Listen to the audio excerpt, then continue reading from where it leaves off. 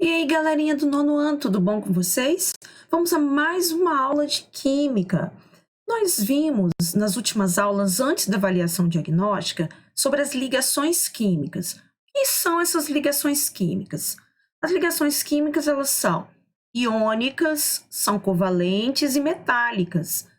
A gente percebeu o quê? Uma interação entre os átomos do cloro e do sódio. O que acontecia ali? O sódio doava um elétron para o cloro e o cloro recebia aquele elétron. Para que acontecia isso? Para que aquela substância ela ficasse estável, né?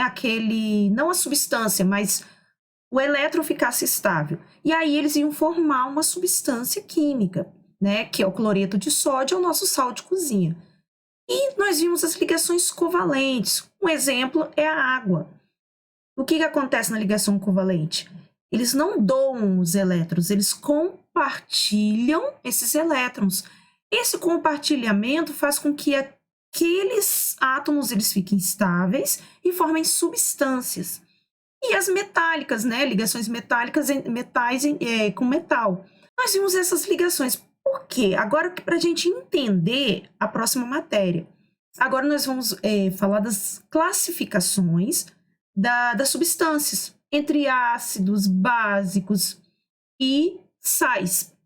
Agora, nesse primeiro momento, nós vamos falar das substâncias dos ácidos, das interações dos ácidos com os outros elementos, ok? Então, nós vamos dar início agora à classificação das substâncias. Então, fique aí, não saia daí e vamos a mais uma aula de química. O que seria, então, essa classificação? Nós sabemos que durante anos a química ela foi estudada por vários outros cientistas. Então, o que a gente pode falar aqui? A classificação da substância. É possível classificar as substâncias de acordo com o comportamento químico que cada uma delas age. E aí, com base nisso, a gente considera os átomos que as constituem e como estão ligados uns aos outros. A composição e o comportamento químico de uma substância estão relacionados entre si. Ou seja, a partir de agora a gente vai começar a entender um pouquinho sobre substâncias orgânicas e inorgânicas. O que seriam, então, essas substâncias orgânicas e inorgânicas? O que acontece? As substâncias orgânicas, elas são trabalhadas mais na ligação com o carbono. Então, nem todo carbono é uma substância orgânica, mas o carbono ele faz parte das substâncias orgânicas. E nós temos também os inorgânicos. O carbono também pode ser inorgânico, como a gente vê no monóxido de carbono, dióxido de carbono. Então, bicarbonato, então são substâncias inorgânicas. Mas nós vamos ver nas substâncias orgânicas, nos derivados de petróleo. Mas isso aí vão ser cenas dos próximos capítulos, certo? Agora a gente vai se ater àquilo que é inorgânico, ou seja, que não é animal nem vegetal, que não vem do animal nem do vegetal. E podem também ser produzidos em laboratórios, ok? Eles são de origens minerais e também podem ser produzidos em laboratórios, ok? E o que nós podemos falar um pouquinho aqui? Existem o quê? Além disso, passam a ser conhecidas reações que tornaram possíveis a obtenção de substâncias orgânicas em laboratórios. Mas a classificação das substâncias inorgânicas e orgânicas ainda é muito usada. Exemplo, a gente vai um exemplo aqui, a gente está vendo aqui na figura. O que é isso aqui? Isso aqui é uma planta chamada salgueiro. Dessa planta, eles tiravam uma substância chamada salicina. E aqui já ouviu falar em AS, que é uma substância muito comum para a febre. Então, essa planta era usada como eles retiravam dessa planta uma substância para aliviar a febre, dor de cabeça, dores no corpo. E aí, posteriormente, os laboratórios começaram a produzir o ácido acetilsalicílico, que é uma substância que é derivada, né, do salgueiro, do Salix SP. Só que aí o que que aconteceu? Mais tarde, a indústria farmacêutica conseguiu produzir essa substância em laboratório. Então, foi uma substância orgânica, né, vamos dizer assim, que foi de origem vegetal, que se transformou, que veio ser fabricada em laboratório. Então, para a gente passar um pouquinho essa introdução, o que acontece? Atualmente, sabe-se que muitas substâncias classificadas como orgânicas podem apresentar comportamentos químicos semelhantes às das inorgânicas, e em diversos elementos químicos, como o oxigênio. Pode ser encontrado tanto em substâncias orgânicas como nas inorgânicas. E a mesma coisa acontece com o carbono, com o nitrogênio. São elementos que ocorrem tanto nas substâncias orgânicas como inorgânicas. Só que agora, nesse momento, a gente vai se ater às substâncias inorgânicas, ok? Nós não vamos nos ater agora às substâncias orgânicas. Agora, nós vamos falar dos ácidos. Agora que a gente entendeu um pouquinho do que é inorgânico, do que é orgânico, a gente vai se ater, então, àquilo que é inorgânico. Ou seja, aquilo que é mineral. Não é aquilo que é vegetal e animal, que é produzido, né, através dos animais ou vegetais, mas sim produzidos através de minerais. Então, nós vamos dar início agora à classificação dessas substâncias. Como eu falei anteriormente, elas são classificadas entre sais, bases e ácidos. E agora a gente vai falar dos ácidos. E o que seria isso? Em meados do século XIX, as substâncias já eram classificadas em ácidas ou bases, de acordo com determinadas características e seu comportamento em reações químicas. E com base nas observações do cientista Arrhenius, né, bem famoso na química, e nos experimentos de outros cientistas da época, foi formulada a seguinte teoria: são ácidos todas as substâncias que podem ser dissolvidas em água, ou seja, elas sofrem ionização. Elas liberam o hidrogênio quando misturado à água. Ou seja, então toda substância que colocada em água, ela liberar um H+, um íon hidrogênio, ela é considerada ácido. Legal isso, né? Então, toda vez que essa substância for colocada em água e ela liberar, né, um hidrogênio, ela vai ser considerada ácida. Observe agora o que acontece com a equação abaixo. O que acontece aqui? Esse AQ que nós vemos aqui, ó, esse AQ, ele indica que os íons formados ficam rodeados de moléculas de água, ou seja, uma solução aquosa, que vem de água. O que acontece? Os íons, então, H+, produzidos pela ionização dos ácidos em água, são os responsáveis pela acidez da solução. Quanto maior for a quantidade de íons hidrogênio produzidos na ionização, maior será a acidez do meio.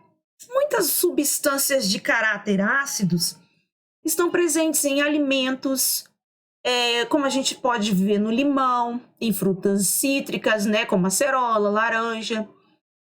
Ácido acético é o nosso vinagre, que a mãe da gente vai lá e coloca na salada, aquele vinagrezinho que fica na geladeira. Pois é, aquilo ali é o ácido acético. O ácido málico é o ácido que sai de alguns tipos de frutas, como a maçã, a uva. E o ácido lático, que a gente encontra nos iogurtes. Alguns ácidos têm grande importância econômica, como os ácidos nítrico, fosfórico, sulfúrico, que entre muitas aplicações são empregados na produção de fertilizantes. Então nós sabemos, gente, podemos observar aqui que o ácido ele é extremamente importante para a agricultura, para o nosso corpo, para as indústrias. Então, o ácido ele é uma substância extremamente importante para o nosso dia a dia.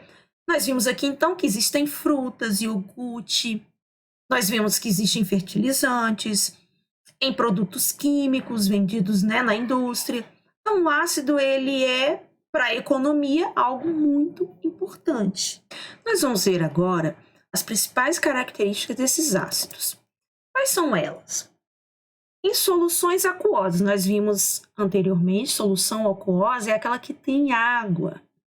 Ou seja, se o ácido for colocado em água, ele vai conduzir eletricidade. Por quê? Por causa do desdobramento desses íons, ou seja, vão sair esses íons daquela substância ácida, esses íons vão interagir naquela solução aquosa e vai tornar um ótimo condutor de eletricidade. E o que seriam íons? Íons são átomos que perdem ou ganham elétrons, ou seja, eles ficam positivos ou negativos, e podem ser classificados como ânions e cátions. Ânions, eles ganham elétrons. Por quê? Quando ocorre a ionização, eles podem perder ou ganhar elétrons. Ânions, eles ganham elétrons e ficam negativos, e cátion, eles perdem elétrons e ficam positivos. E nós sabemos também que eles têm um sabor azedo, que é característico do limão. Quem já experimentou limão ou vinagre sabe que tem aquele toquezinho azedo. Os ácidos também podem reagir com bases, formando sais e água. São as denominadas reações de neutralizações, que também são cenas dos próximos capítulos. Por exemplo, quando estamos com aquela dor de estômago, nós tomamos uma solução básica, que é o leite de magnésio. Esse leite de magnésio, ele neutraliza o ácido do nosso estômago. Interessante isso, né? E os ácidos também, eles têm uma coloração incolor quando são colocados em uma solução de fenolfilateína. Os exemplos agora que nós vamos ver são dos hidrácidos. Ácido clorídrico, ácido bromídrico e ácido sulfídrico. Esses ácidos, eles têm uma nomenclatura própria.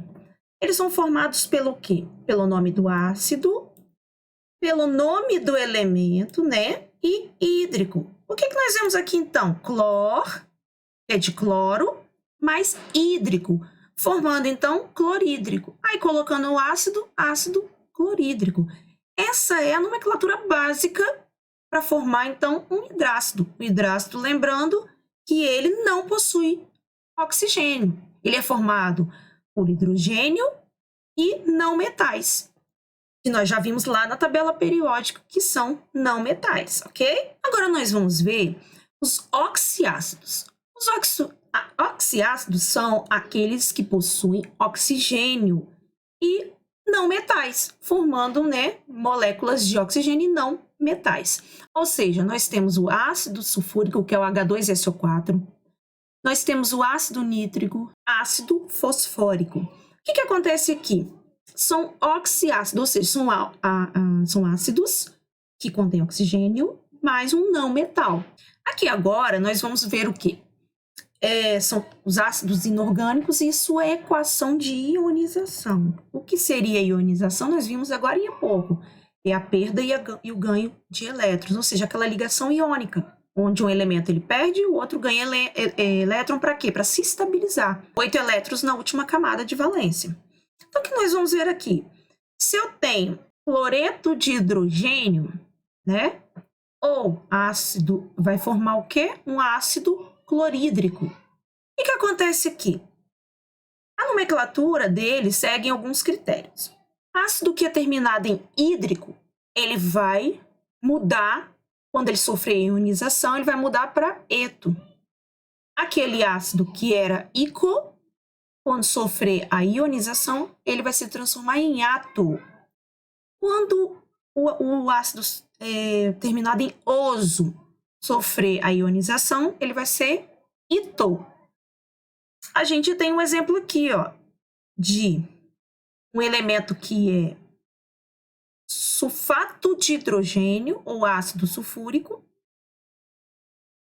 Ele mudou de ato para ico.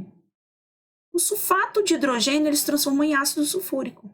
Ele sofreu a ionização. Ele foi colocado no meio aquoso, ou seja, com água, aquele ácido, foi colocado no meio com água. Ao ser colocado na água, ele sofreu a ionização e ele se transformou em ácido sulfúrico. Então, o que acontece aqui? Nós sabemos que ânion é um íon com carga negativa, ou seja, ele recebeu elétron. E o que acontece? Esses ametais se ligam com metais, formando ligação iônica. Nós sabemos que a ligação iônica é aquela em que dois átomos diferentes, um precisa ganhar elétron e o outro precisa perder para que eles fiquem estáveis, ou seja, com 8 elétrons na última camada. Acontece isso também, a gente entende que essa ligação iônica ela vai estabilizar aquela substância. Mas se nós colocarmos essa substância em água, ela vai acontecer o que? Vai se ionizar. Ela como se fosse quebrar aquela ligação química e vai liberar o que? O hidrogênio para o meio aquoso. Liberando o hidrogênio, ele vai mudar o nome dele. De hídrico para eto, de íco para ato e de oso para ito. Certo? O que nós vamos ver aqui? Que existem muitos ácidos comuns no nosso dia a dia. Ácido acético, ácido tartárico, ácido cítrico, ácido fosfórico e ácido málico. Anteriormente eu falei que o ácido málico ele tinha relacionado também com a uva, mas não. O da uva é o ácido tartárico. Então, para a gente não confundir que o ácido málico é o da maçã. Então, o que nós entendemos com essa aula de ácidos? Que eles são importantes para o meio, né? Eles são importantes para nós, seres humanos, eles são importantes para a indústria, para a agricultura, para a economia. Nós temos dentro de nós o ácido clorídrico, que é o que vai auxiliar na digestão, junto com as enzimas, do nosso alimento proteico, ou seja, as proteínas no nosso organismo. É ali que vai começar a digestão da proteína. Então, o ácido clorídrico ele é extremamente importante para a nossa digestão. Sem ele, fica inviável esse metabolismo dentro do nosso organismo. Então, nós sabemos que os ácidos são extremamente importantes para dentro do nosso organismo. Na próxima aula, nós vamos começar a falar das substâncias básicas. Então, não perca a próxima aula, ok? Então, é isso. Próxima aula, a gente se encontra de novo e até lá!